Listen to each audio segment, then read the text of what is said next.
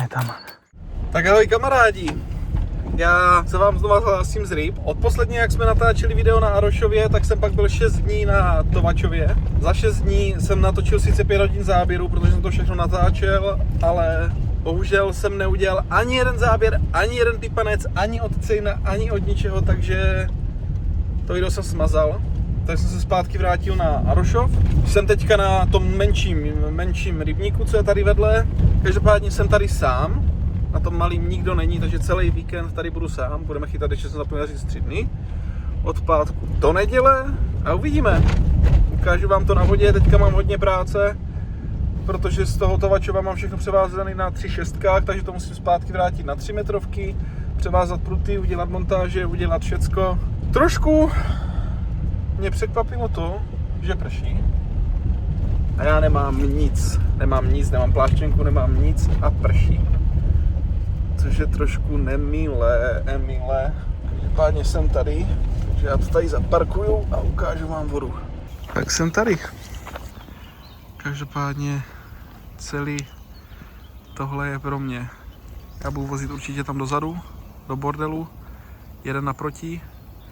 A jelikož tady se smí chytat na 3 pruty, já tady vždycky chytám na 2, ale jelikož jsem tady vlastně sám, tak jsem si vzal 3. prut.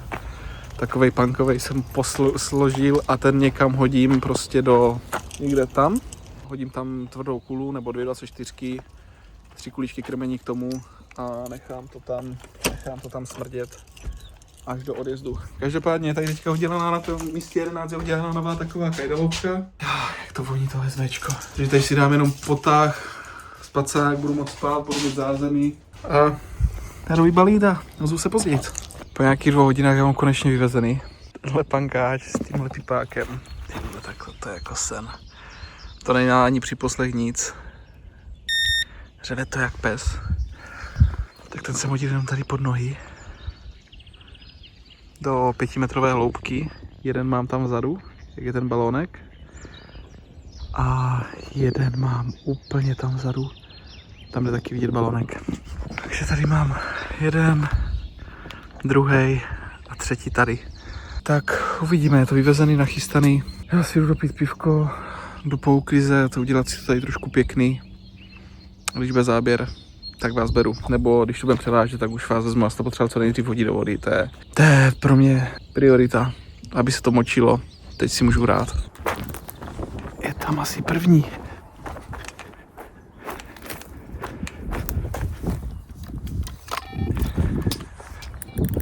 Aha, je tam karp.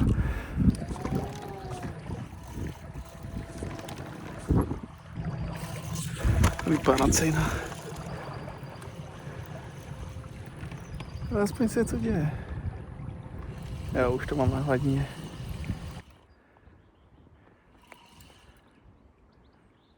Aha, kofřík. Tohle piče, jaký.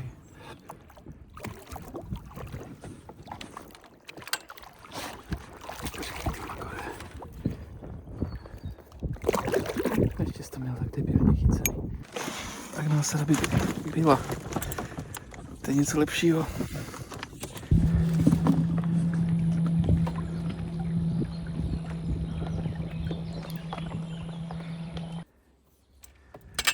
Kuličku nechám.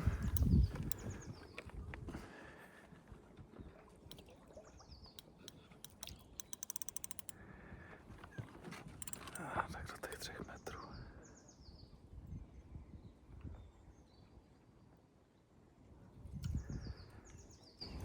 Dokrmím jenom trochu. Trochu tygřáků.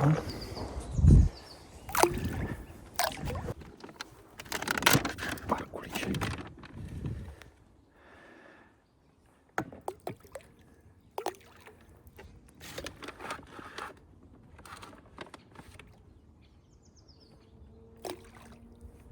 A první kontakt. No, to jsem to chtěl převážet. A jako je to si dobrý, že to vystřelilo. To ve 3 metrech, když tak to posunu ještě dál. Zatím to nechám takhle. Počkej. Tak.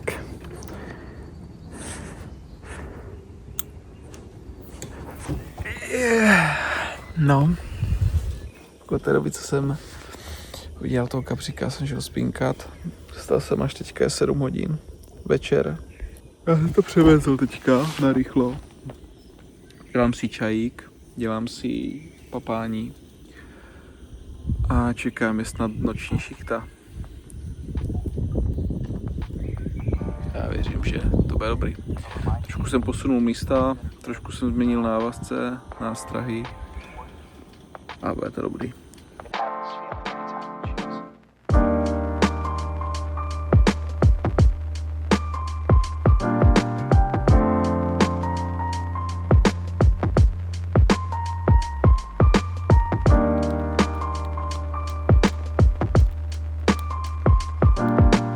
Tak teď jsem měl další záběr.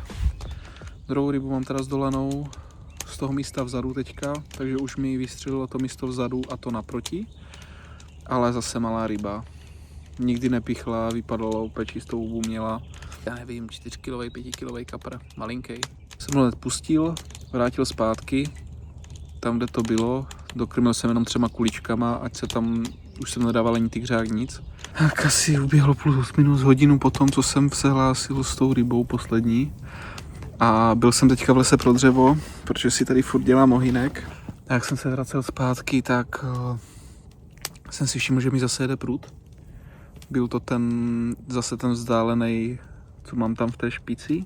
Takže po hodině od vyvážky tam znova se to rozjelo a byl tam plus minus 12-13 kg kapr. Neměl jsem ani kameru. Ani jsem neměl telefon u sebe, takže jsem vám ani nenatočil. Teďka už budu mít telefon furt u sebe, já jsem ho tady nechával na nabíječce. Bohužel, ale máme 3. rybu, což myslím, že je celkem slušný. 2 kolem těch 4-5 kg, 1 12-13. Už jsem tam teďka vůbec nekrmil, hodil jsem tam jenom čistě tu kulu. A doufám, že tam přijde něco většího.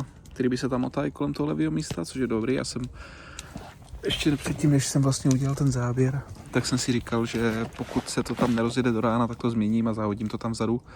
I když vím, že to tam jako většinou funguje, tak se mi potvrdilo, že to tam zase funguje, takže si to místo budu udržovat. Tohle naproti dalo tu 1 rybu a mlčí. Já jsem ready na noční směnu a jdem na ně. Příště vás vezmu sebou.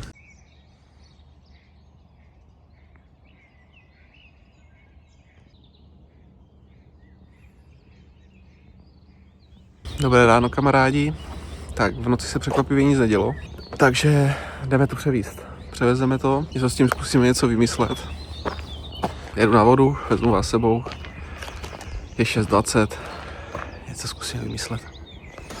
První převezeme ten zadní, tam tomu věřím nejvíc.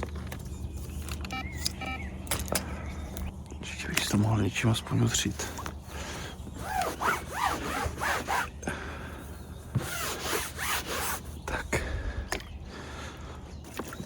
Padla rosa na kámen. Rosa na kámen, to je znamení. Aspoň vidíte, že to vyvážím. Tak voda má 11 stupňů, no. Jinak ještě, jak jsem se bavil. Toto je voda, kde se chytá pouze 3 roky, nebo myslím něco takového. Předtím se tady vůbec nechytalo. Jsou tady jenom 3 místa, z toho se bukuje víceméně jenom 1. Málo kdy se tady stane, že tady jsou dvě obsazený, 3 snad fakt jako jenom na závodech. Takže ty ryby tady nejsou úplně zvyklí. Co jsem viděl z dronových záběrů, nebo co jsme tady s klukama byli a dívali jsme se, co tady proplouvá za hovada, tak tady jsou nádherný ryby. Nádherný, ale ještě prostě neochytaný. Buď se to nezdolalo, nebo prostě je nepřestili. Při 14 dnama tady jeden borec, mladý klučina ze 6, udělal nádhernou rybu přes 20 kg. Fakt krásnou. A ještě se tady chytla pak 1 ryba, co vím, přes 20 minulý rok. A jinak tady o žádné jiné 20 nevím, vím tady o 2 20, co se tady chytli. A myslím si, že to byly jediný 20, co se tady chytli. Každopádně věřím, že jich je tady o mnoho víc. Jenom prostě na ty potvory přijít. Tady budeme potichu, ať je tady nevyplašíme moc. Tady jsou všude ryby. Ale divný, že mi to nezabralo, když jsem tady udělal za hodinu 2 záběry a pak nic, celou noc. A jak divný, jestli jsem to špatně položil, ty brďo. A položený to bylo dobře, očividně. to bylo očividně dobře. To je prostě bomba, to je fakt, já to miluju tady toto. Ale já jsem to měl vlastně, tady je ten potopený strom, tady je bordel a tady je taky lehký průplav mezi tím. A já jsem chytal přímo tady. Kurva, záběry mi to udělalo.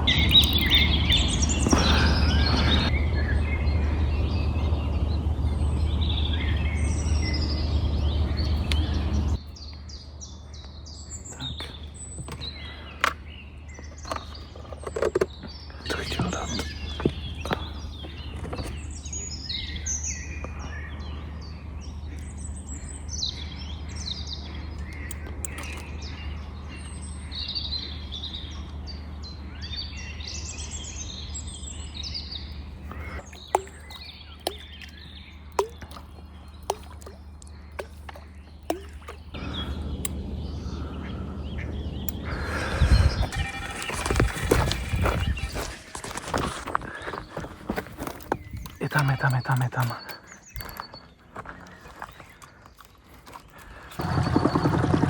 Jasno, tam ještě je. Jo, je tam. Ne, tam nejezdí. A už je asi ve vásce. A nemusel by být tak daleko. Ne, dobrý.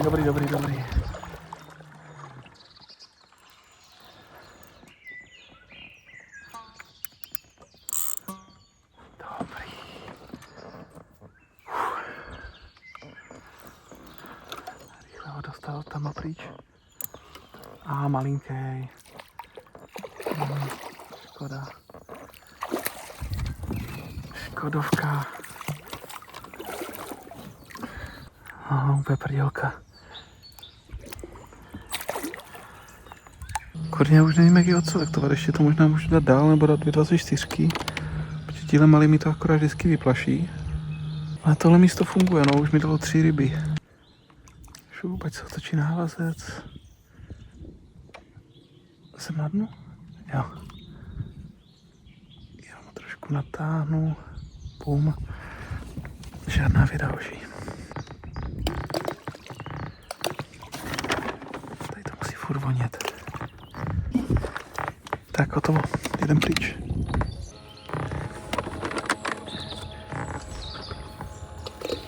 Tak. No dobrý, aspoň něco, no. Není to úplně něco, co hledám, ale aspoň něco se děje. V tom to prosím myslím, že dobrý. Každopádně mám 4. rybu. Ani jednu jste neviděli, protože teď jsem měl špatně nasazenou kameru. Ale zase to byl kapr 2 kg, 3 kg, malinký. A víc asi 3-4 kg, ale malinký prostě. Toto je akorát.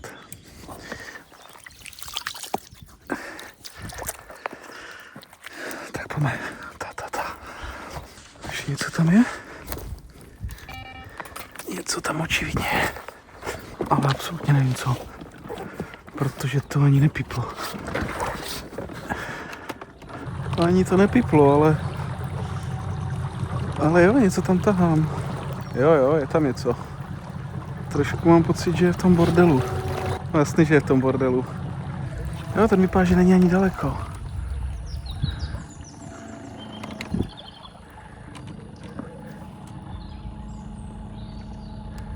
Ale je ve vásce. A nebo už tam ani není ta ryba. Je tam. A to je prdělka. To je zas miminko. Ach jo.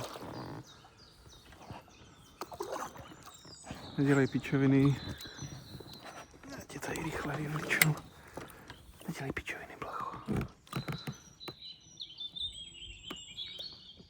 No, zas prostě prděla, no. A mají úplně čistý luby. Neopíchaný. Běž. Že na prdě je, že prostě jak je to tady zúžený a prostě mělký a ty stromy, tak každá ta zdolávačka, každý to položení prostě tady ty ryby proplaší, no. A to není jak na 5metrové hluboké nějaké pískovně, která je široká, Ale tady prostě každá ryba, co přijedeš, tak prostě celý tohle vyplašíš, oni rozjedou se pryč. Pak se vrátí samozřejmě, ale a jakou dobu to trvá. No, tak to vidíte, borci, no. Ty vole, jako něco se děje, já mám zdolaných 5 ryb, viděli jste z toho, myslím, jenom 2 zdolhávačky.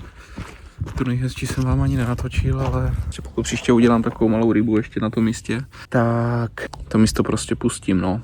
A nebo tam vůbec nezakrmím a hodím tam třeba 2 24 daleko od sebe, zkusit takhle třeba vyselektovat. Jenže si teda odpoledne jdu dom a už to času moc není, jsou 4 hodiny, no. Takže nevím, no. Ale jezdí mi to jenom z toho jedného prutu, každopádně nebaví mě tam jezdit co 2 hodiny nebo co 3 hodiny teďka pro takového mrzáčka. Radši bych jednu pořádnou rybu. No uvidíme. Každopádně zatím všechno super, aspoň nějak to funguje, ale prostě tady podle mě ten víkend je prostě málo tady na tuhle vodu. Chce to prostě mít aspoň 4-5 dní a třeba mi to ještě překvapí. Tak uvidíme. Tyva, tak jsem teďka převážet ten 3. prut, ten se je úplně vpravo. A rozdělo se mi to, když jsem nasedal do člunu, vzal mi do nějaké vásky, po 20 minutách dolování jsem kompletně mokrej. Gatě mám mokrý, mikinu jsem na kompletku mokrej. Tak jsem mi to rozvázalo v obratliku u závěsky, nebo rozvázalo tam to prdlo, protože jsem vytáhl vrchní část závěsky a ryba pryč. No. Je 2:30 ráno. Konečně se mě aj něco zbudilo v té noci. Každopádně mám tady něco takového. No na břehu brát nebudu, jako. Ale mám pustit a rychle to tam pustit znova.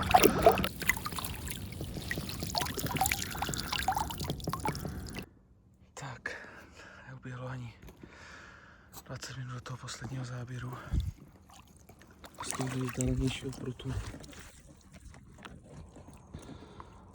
Tam dalšího, tam už je trošku hezčí, tam už má asi 15 kg. Každopádně napadlo mi to tady do těch vázek.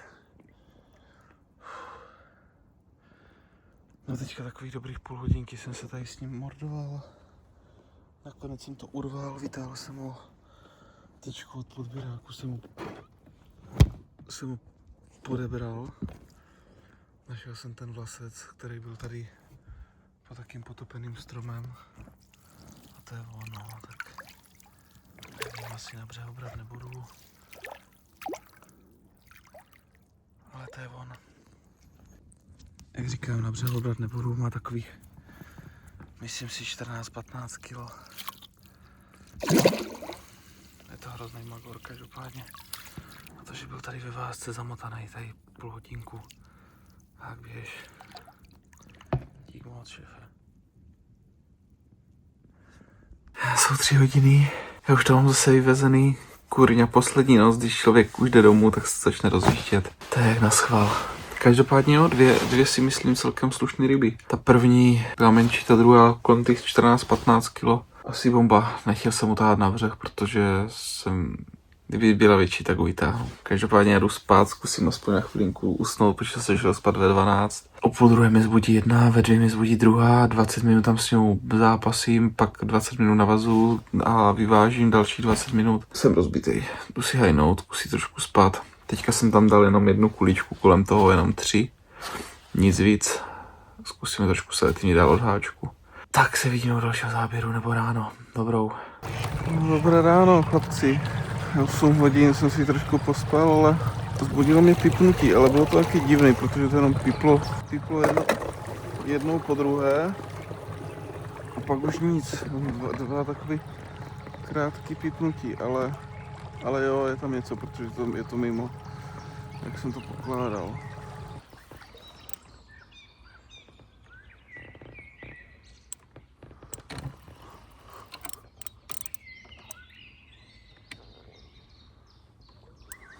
No tak co tam seš?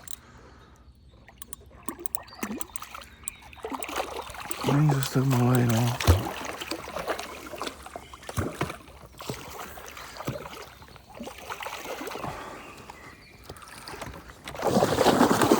No tak teď mi dělej pičoviny, ty malé. Ale jo, pěkný, člověče.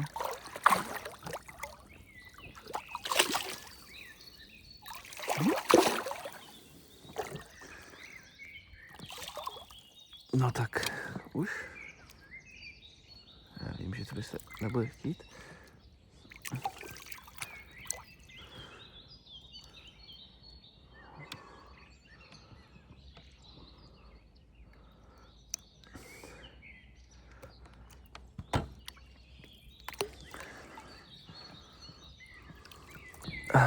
Je ale zase čistá huba prostě. Tady ty ryby prostě nejsou vůbec popíchany. Je to úlet. Nejsou zvyklí na háček. No tak jo, brácho.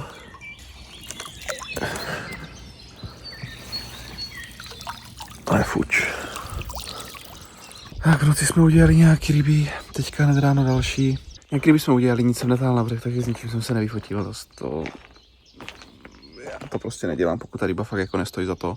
Každopádně byly to krásné ryby, nepopíchaný, nádherný čistý ryby. A to je, proč sem jezdím prostě, ta ryba není jednoduchý tady udělat rybu a zároveň tady jsou prostě krásné ryby. A plavou tady prostě pár klenotů, gor v téhle menší části toho Arošova. Arošov je rozdělený na 2 revíry. Na jedním jsou 3 místa, na druhým 8. A tady, kde jsou ty 3 místa, tak tady to prostě fakt jako nikdo moc nechodí. Takže tak, ale vím, že tady jsou nádherní, brutální jamuři. Fakt jako obrovští, větší než na velkém. A jsou tady určitě i velcí kapři, už se tady chytli nějaký 20. Jenom otázka času, když se tady chytne něco většího. Já jsem si udělal kávičku, jdu si pít kávičku. A začnu za hodinku třeba pomalinku balit.